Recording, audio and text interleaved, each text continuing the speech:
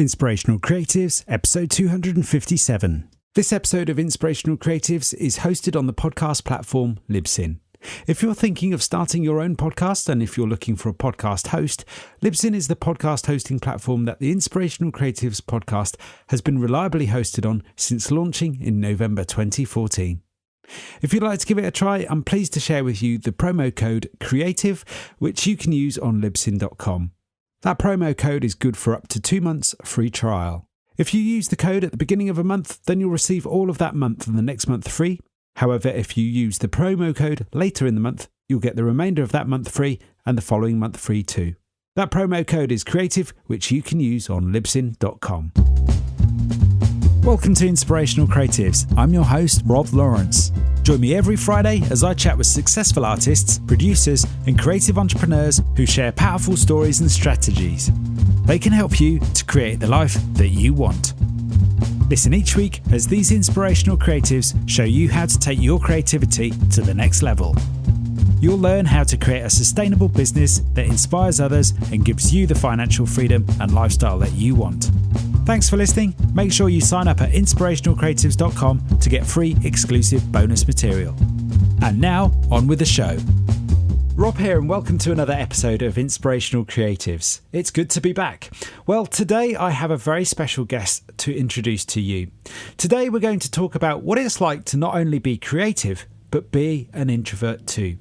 My guest is someone who not only knows a thing or two about creativity and the creative process, but she's someone who believes we can make the most of our personality types. She's the founder of a community called the League of Creative Introverts, as well as the creator and host of the Creative Introvert blog and podcast. So I'm delighted to introduce to you today, Kat Rose. Kat, welcome. Hello, thank you so much for having me. Great to have you on the show, Kat. So let's start here. How would you describe yourself and what it is that you do in the world today? Well, this is always a question I used to struggle with, but these days I say that I help creative introverts get their art out into the world, get it seen, get it sold, and doing that all without kind of sacrificing or changing their personality type and preferences. Wow, easier said than done too. So on that journey, what have you learned? I imagine there's all sorts of challenges around trying to not only create your art, but to sell your art and position it. Working with the people that you do, what have you found have been some of the bigger challenges for those folks? Well, yeah, and it's a bit of a mix of things. Some things that it's not just introverts that suffer from it, but it's this idea, we've got this story in our head that, you know, it's kind of honourable to be the starving artist. And we want to think, at least I was in the position where I just wanted to think that if I had a pretty website that people would come and find my work and hire me and everything would be fine. I could just create alone in my room.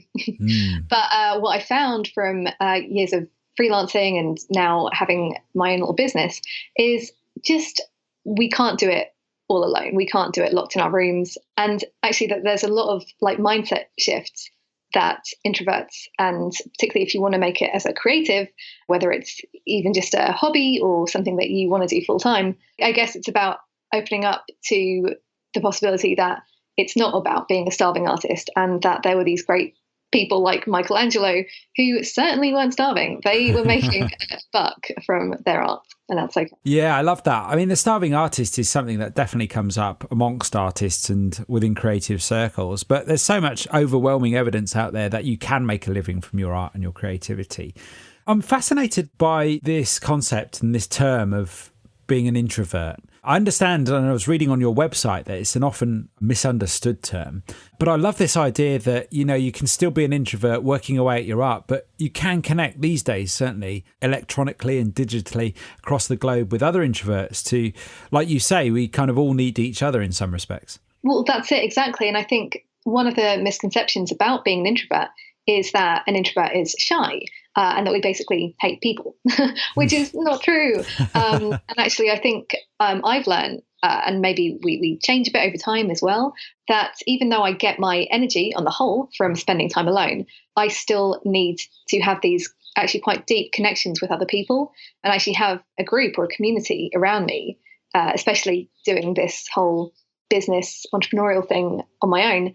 having that kind of support group is really, really necessary. So I think introverts have that misconception about themselves even. I know I've been there. Extroverts can be shy too. That's like a totally different trait. I'm quite a geek on personality traits and stuff. But on the whole, I see an introvert as, number one, getting our energy from spending time alone, more so. And number two, processing information at a bit of a slower, deeper level. It's why we often find it more challenging just to wing it when we're asked to speak at length about something. Yeah, it's fascinating. The way you describe that, I recognise both the introvert and the extrovert in myself. And I think, as time has passed, I've become more introverted in that sense. But what does it mean to you to be introverted? How does being an introvert show up in your own life? You described some of the traits there, but I'd love to get to know Kat a little bit more in terms of how do you manage that personality type within yourself? Well, to go even geekier about it, if you've ever heard of the Myers-Briggs type indicator, and there are different personality type tests you can take, but this is just one that taught me a little bit more about myself beyond being somebody who gets their energy from spending time alone. There's also this trait of intuition versus sensing, which is more to do with how I see things. So, for example, I've never had a great attention to detail, but I love big picture thinking, which is great for creative thinking. And there are a few other traits like thinking or feeling. I tend to be a thinking type, which means I get often a bit stuck in the logic of things. Anyway, that's just like something to look into if people are interested in learning more about personality type. But ways that I've actually seen it kind of like change and evolve is certainly since moving away from London. I've moved to a new city. I moved to Brighton. And since doing that and learning that I actually get quite a kick out of pushing my comfort zone. So that is something that has challenged my introversion and my tendency to want to stay home where it's safe, and actually know that when I'm out there doing things like going to strange classes and workshops, that actually feeds me creatively, even if the introvert in me wants to kind of stay where it's safe. So yeah, it's about like managing all of these different personality traits. That's really insightful. I love this, what you're saying there. What I'm hearing is you're almost using it to fuel your own creativity, in the sense that you recognize the introvert within yourself, but you also recognize how you can use that to get slightly out of your comfort zone into a place that kind of inspires you, I suppose. Well, that's it. I think it's knowing about ourselves as like this spectrum, which is sometimes conflicting, and not using introversion as an excuse to stay at home or be smaller than we are, but also realizing that actually, it's really great when it comes to doing focused work alone, which is really helpful for writing, I found. So yeah, it's taking like the positives and the negatives from all of these different traits and finding what works for you. That's amazing. You mentioned you moved from London down to Brighton there, and I understand that you started out as a web designer. Mm-hmm. So how did that journey lead to the creative introvert and what it is that you do today? Yeah, so going back quite a bit now, this is after university, I graduated, got a nice job at a web design agency in London. And that was fine. I mean, it was an open plan office space. The people were nice, but it was pretty intense. And anyone who's worked an office job knows how that can feel. And while I didn't despise the web design work, I was also probably not getting my true creative soul fed, which means that I actually quite like being in charge of a lot of things. And I think a lot of other creatives can relate, feeling like you have some creative autonomy. So long story short, 3 years, and I was not really happy. I couldn't really see where this road was going, and pretty unhappy with the whole thing. So ultimately, I went freelance, thinking that trying out my hand at a bit of freelance illustration, a bit of freelance design would suit me a lot better. But during this, this new journey, this new venture, I realized that, like I said earlier, people wouldn't just find me from my pretty website, that I'd actually have to push myself a little further and actually start connecting with people. I've always hated the phrase, it's not what you know, it's who you know. But in this case, I was starting to think, oh God, I think that's true. What do I do? I don't like networking events. In fact, I'm just no good at that. I'm super awkward and I always have to leave very early. And I was actually just kind of confused about what to do until a friend of mine had told me, hey, Kat, I think you're an introvert. And at first I had this idea of an introvert being, like I said, shy. And I was like, no, but I'm not shy. I like people well enough and all of this stuff. But he introduced me to the book Quiet by Susan Cain, very, very popular. And it started to open my mind up to this other definition of introversion. And I really, again, that's what started my quest to find out more about myself, my personality type, what other people like me do, because I was starting to think that a lot of the creatives I was meeting, they were also introverts. None of us like to promote ourselves or talk about our work or what we did. We just wanted to make art. And I joined like some Facebook groups. A lot of them were solely for introverts, and some of them were solely for like business owners or creatives. And I thought, there's no one here giving advice that is for creatives who want to make a business online who are introverts, right? So that kind of started my own little adventure. I created a Facebook group called the League of Creative Introverts, and that became what is now the online community. And I started blogging about what I was learning. So applying what I knew about marketing and online stuff, social media and all that, but with an introvert flavor. So everything was with the introvert in mind, because that's what I was doing. And amazingly, people started to really connect with it. And there were plenty of people out there like me struggling with the same things.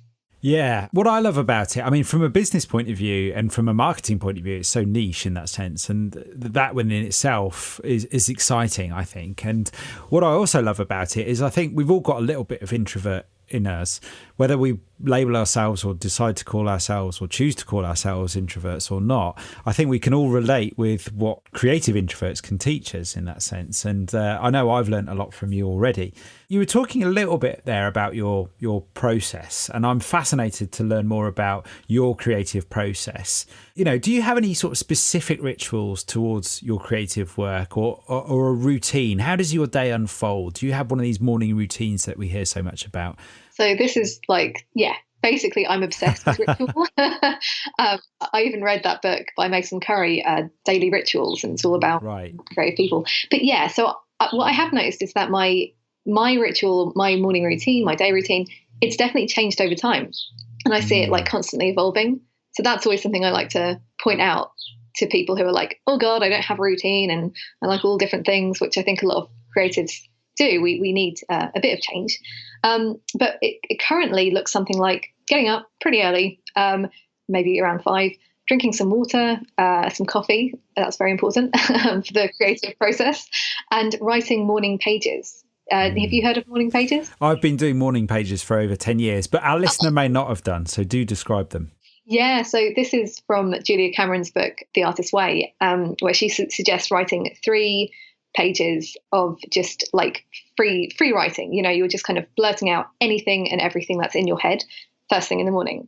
And it's really strange because you think, well, especially for me as somebody who's quite like goal driven, I often wonder, you know, what's the point of this? But it's really helpful just kind of silencing that inner critic and just getting all the junk out of our heads first thing. After that, I hit the yoga mat, which I've been doing since I was in London. And again, something I just really attribute to pulling me out of darker times. And when I'm not doing it, I'm not so happy. And then I meditate for a bit, which might sometimes be me just sitting and thinking about breakfast for 10 minutes. Then I will go for a walk, which is something I do throughout the day. Just walk outside for a bit. It really seems to clear my head and gets me in the creative zone a bit more.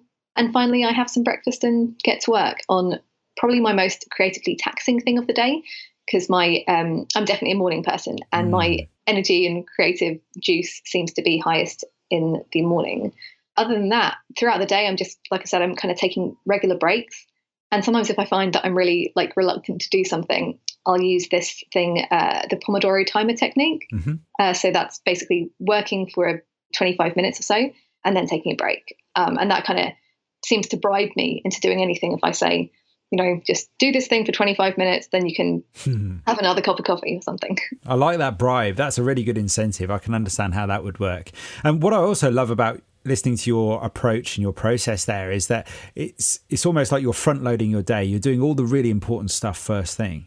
Completely. Yeah. I literally, there are so many things in that that I wouldn't do later in the day. So I probably wouldn't even bother with yoga or meditation or even walking. It's harder for me to do it later in the day if I haven't done it in the morning. So yeah, it helps. Yeah, my 5-year-old son had a taste of yoga at school recently, and he now wants to join the yoga club that's before school in the morning, which has just completely blown me away. That's so cool. Yeah. I haven't heard of yoga until I was like 17 or something. So that's amazing. You mentioned The Artist's Way there and some other great books as well. You're clearly a bit of a reader and also a walker as well, because you just mentioned walking there. You're the second person I've spoken to this year that's got many rituals, within which is walking. I'm quite fortunate now just living right by the sea. So it's not that I couldn't have done this in London, but I realised that it was less appealing walking down some like rubbishy street in like the worst part of London. But now just being able to go outside and get moving, get some fresh air. I mean, I think they say that it's like a change of state. So if you are feeling a bit stuck and if you're just looking at the screen all day, this is just a great way of like quickly changing things up. And I think I don't know the science of it, but there's something to do with the default mode network, which is responsible for some creative thinking. And I think it kicks in when we're kind of just mindlessly walking for a bit. Anyway, that's my loose theory. And yeah, obviously the sea is just beautiful. So I can just sit there and feel good about not being particularly productive at that moment. There's something expansive by being by such a large body of water that's just so good for the mind. But I totally get what you're saying there about walking as well. In fact, I've more recently been coaching clients and having them on hands-free and going for long walks. And I've found I've had really powerful conversations like that. Yeah, I've even had some podcasters try to record like that. Again, I think I'm kind of work in a different way when we're moving. Yeah, absolutely. I want to talk to you about a new academy that you've got opening soon for people that want to learn more about all of this stuff. I'll be collaborating with you on it, which I'm excited about. But let's talk about that. Who's it for and what is it you're offering? Yeah, so the Creative Introvert Academy basically came about from my realization that change happens really slowly. And, I see a lot of these, and I'm responsible for some, but these online courses that, last about 3 weeks or even 3 months, but I just don't really think it takes, it's long enough for people to really make significant change and progress. So my idea was to create the equivalent of like a foundation year, which is something that I did at art college, and give somebody the tools and the lessons that I wish I'd had when I'd started my journey. So again, this is about like building a creative business online, but it's for introverts. It's taking what I've learned about kind of customizing all of this, the advice that I've been given and picked up along the way for introverts. And it's giving people like the time to actually implement stuff and create projects and get feedback like you would from teachers at school, and a bit of community support for the introverts who want it, because some introverts are a bit more social than others. So yeah, 12 months it lasts. And that seemed about like the minimum amount of time I could take somebody through this. And every month I'll be bringing on guest lecturers like yourself, and we'll be diving deeper into whatever topics we're covering that month. Yeah, I'm really excited because as far as I know, this is less done. This is less available for people than, kind of short courses. And I really want to give people like a really comprehensive overview of getting started online. So let's have a little bit more of a sneak peek in terms of what you're going to be offering. Could you outline some of the modules and some of the content that you're going to be sharing with people from month to month?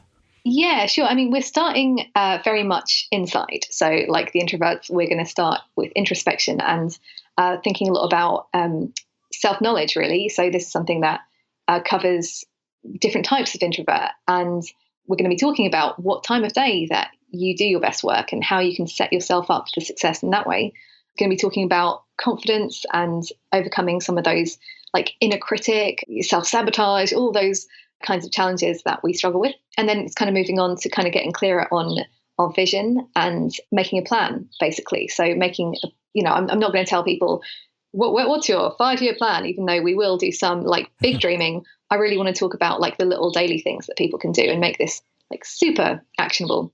And then we're going to move on to things more around like classic marketing. So talking about, who your ideal audience is, or what I like to describe as your super fan, and, talking about numbers and all those things that us creatives tend not to like to think about.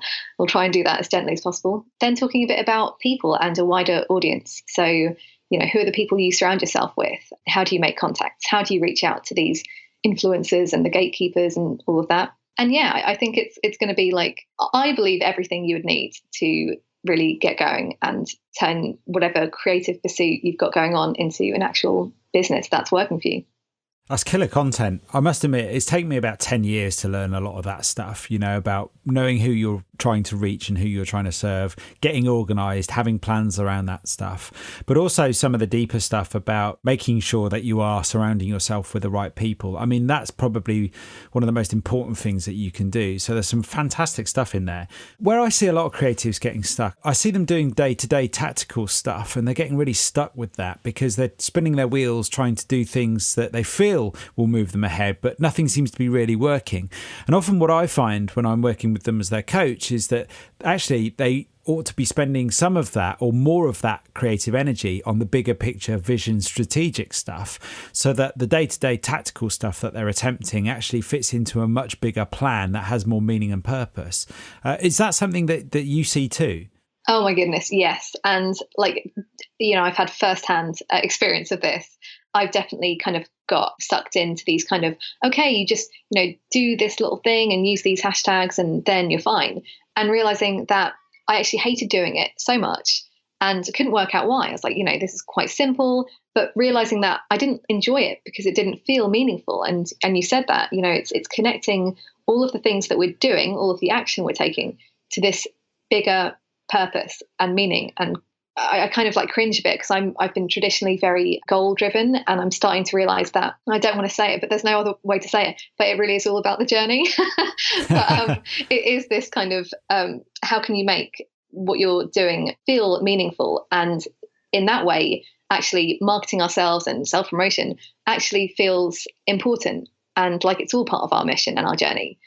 So yeah, I mean, it does sound a bit like woo-woo and hippy-dippy, but it's that mindset stuff and not the little tactical things, which I found to be the real game changers. Absolutely. The more time I've spent on planning recently, and I had this chat with Steve Polfreman earlier, about the more time we create for ourselves, that's creative playtimes, essentially. Interestingly, I've found my planning creeps into, I think it was John Lennon that once said that planning is the most fun part. I always tie in my planning with playtime, and I really enjoy that big vision stuff and playing around with ideas and how things could work out. But you make a really important point there about it being not just about the goal but about the journey itself. I think it's important to have a goal in mind. You want to know where your destination, you want to have an idea of where you're going, because that can help you make decisions along the way. But I think there's a danger of being so hell-bent on getting there that you do miss the journey and the insights and the lessons that come with that experience. Right. I want somebody's day-to-day life to be as enjoyable as possible. And, regardless of where it leads you, what I've learned is that often you can't really be in that much control of where you're going to go.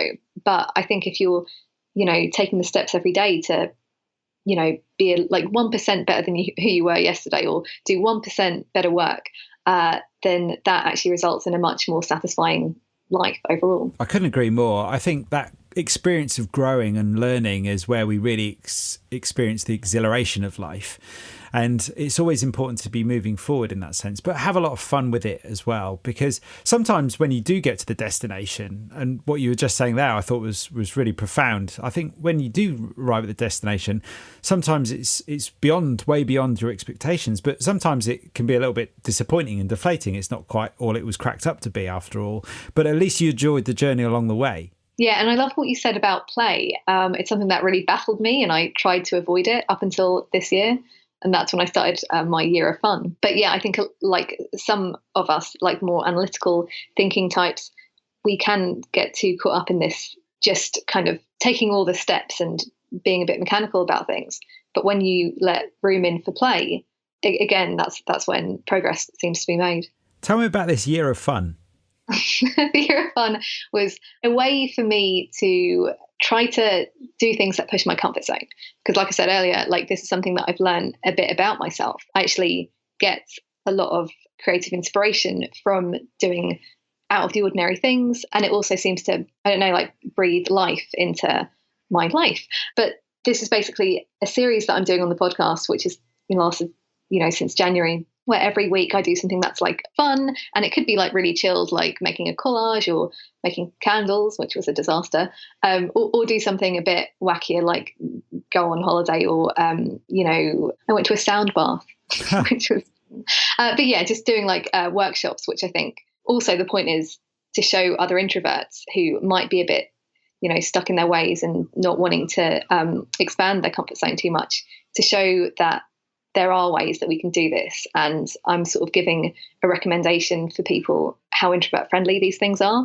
So hopefully it's useful and not just too self-indulgent. I love this idea that things could get stamped with approval, like introvert friendly. Yeah. What's a sound bar? Oh, a sound bath. So you're lying down in like what's basically like a yoga studio, and somebody is playing like gongs and singing bowls and just making nice sounds. Amazing. And the idea is that it's working on your brain waves to chill you out, basically. And it's incredibly relaxing.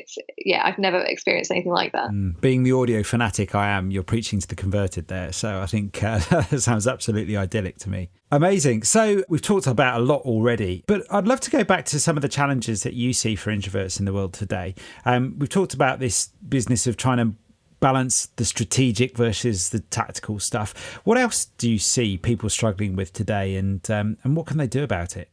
Yeah, so one of the things for me has been, again, like connecting to other people. Something that a lot of us tell ourselves, even if we're not introverts, is that we can do everything by ourselves, especially if you're an entrepreneur, and like not asking for help from others or connecting with others. And I totally understand that the creative process itself is a solitary act, but it's also missing like the piece, which I think is quite crucial and which I've had to come to terms with on my journey, and that's other people. And when I moved to Brighton, like I said, I had no friends or contacts, and I had to start from scratch, which was actually really good for me because it meant that I had to up my game. So the first thing I did was create a meetup group called Creative Cafe. And I did that because I found that I would just keep bailing on other meetup groups, and I would just find any excuse I could not to go and do something social or to meet new people. But with this, I kind of had to show up. And it also meant that I could control the environment and make it quite introvert friendly. And from that meetup group, which we met every Saturday morning for a while, and I've met nearly all of my friends in Brighton today, and also a business partner and some of my favourite and best clients, all through that one group. So I guess if there's like a takeaway from that, it's just this kind of like consistent contact with a group of people. And it can be small, it could be just one person, is really, really beneficial. Like if you want to start getting your art out there into the world, it can start really small. And I think for a lot of introverts, it's having those one-to-one conversations. That's what we find most fulfilling. And as long as we feel pretty comfortable in the environment, which happens kind of over time, then that's where, we can get these like this real tribe going on. That's really awesome. I love that, the fact that two's company and three's a crowd. So you don't need many people to have a meetup. And I love this idea of a creative cafe, and the fact that this is really exciting, that you've met some of the people that you surround yourself with on a daily basis or a weekly basis now through that meetup. As an introvert, was it a hard thing to do to create a meetup like that and get some consistency behind it? Well, weirdly, I thought it would be way harder than it was. What was different for me was actually being the one who was responsible for being the facilitator. And when I kind of had to put on that hat, I knew that I had not like total control, but I kind of had a full sense of control over the group itself. I thought, okay, I've set the agenda. I know I'm not going to pressure anyone into giving us their life story, and I'm not going to make anyone do these like wacky exercises. We're just going to sit here, and if you want, you can just sit and quietly work on whatever you're working on. If you do want to have a chat, let's have a chat. And I had some incredible conversations with these people. So I actually think it was easier for me to be like the one who founded it, or like the facilitator, than actually going to somebody else's group. Interesting. Yeah, it was interesting. And I actually, that's why I recommend it so much to introverts, to make their own meetup group. That's amazing. I mean, I would almost think from a sort of introvert perspective that would be kind of a counterintuitive thing to do. It would be almost an extrovert type thing to do. But I love the fact that you found it easier, and it gives you a social environment, because I mean, ultimately we're all wired to connect. because we're inherently, as human beings, social beings in that sense. And I love what you're suggesting. The theme that I hear developing here is about getting this balance right between spending time doing what it is we love doing in our own space, but also making sure that we're still getting a healthy balance, whatever that is for us, of social contact with people we can actually relate to. Yes, and that is so important and something that I harp on about a lot, because we're all different.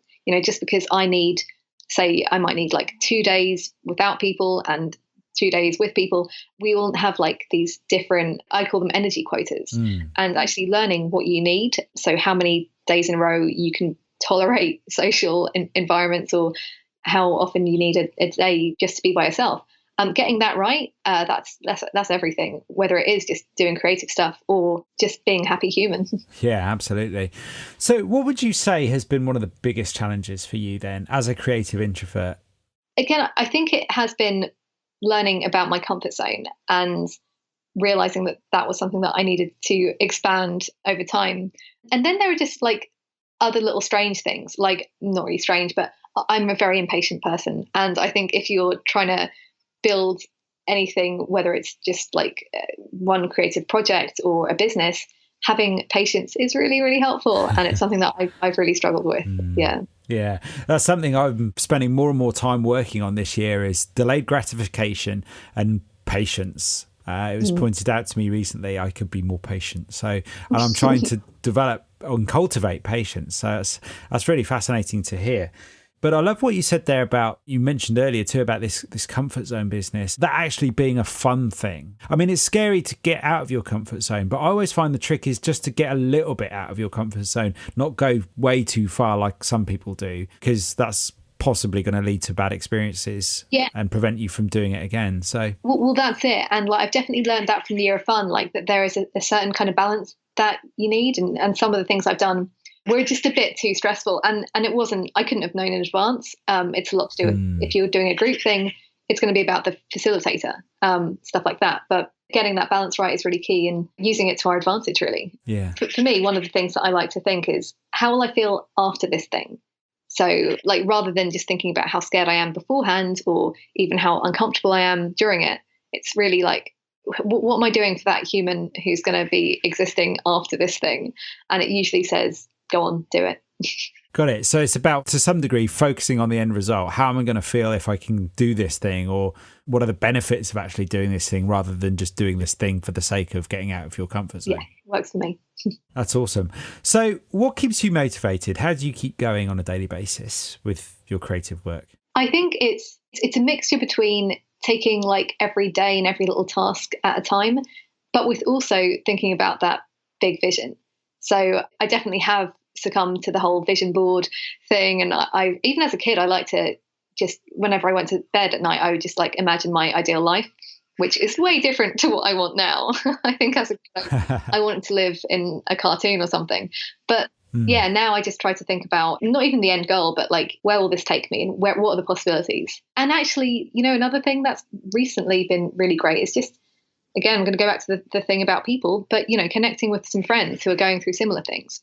Managed to find other like minds who might be trying to build a business or do something creative, and just having a quick word with them and saying, hey, you know what, I'm finding this hard. Are you? And, they're going to say yes, or, oh, I'm sorry. And that's really, really helpful for me. Absolutely. I remember a conversation I had ages ago with Charlie Gilkey on this very podcast, and he was talking about one of the great benefits of living in the day and age that we do is the internet gives us the opportunity to connect with the people that think like us. So our community is now people that are like-minded, and I suppose similar to us in the ways that we operate, versus them just being the people that are around you in the local town or village, so to speak. That's what I'm hearing there. It sounds to me like you are consciously choosing who to surround yourself with, so that you are around like-minded people that support you with your endeavours and goals going forward. Yeah, and that's kind of like been the foundations of the Creative Introvert in the first place. It was connecting with others who were going through the same things. Amazing. So this journey, creating the Creative Introvert community and the blog and the podcast, what have been some of the big surprises for you going on that journey? That people are actually quite helpful if you ask. It's always been surprising to see. For a while, I made it myself get into the habit of sending an email out every day, whether it was just thanking somebody or, actually going in for an ask at times.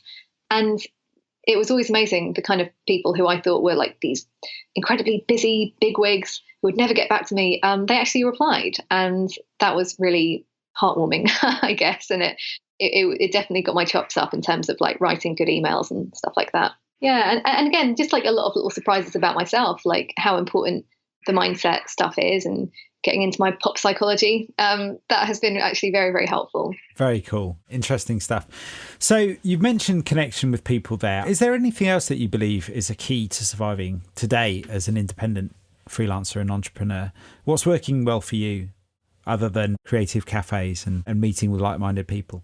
I think it's playing to your strengths. So for me, I've had a lot of guilt recently around not doing much video content. And occasionally I will do a monthly Q&A on my Facebook group to the League of Creative Introverts. But other than that, I start to panic a bit about video and all of that. But I'm sort of thinking a lot more about playing to your strengths. And for me, that's always been writing first and foremost, and slowly building up to something else. So with me, first of all, it was writing, and then I kind of transitioned to a podcast.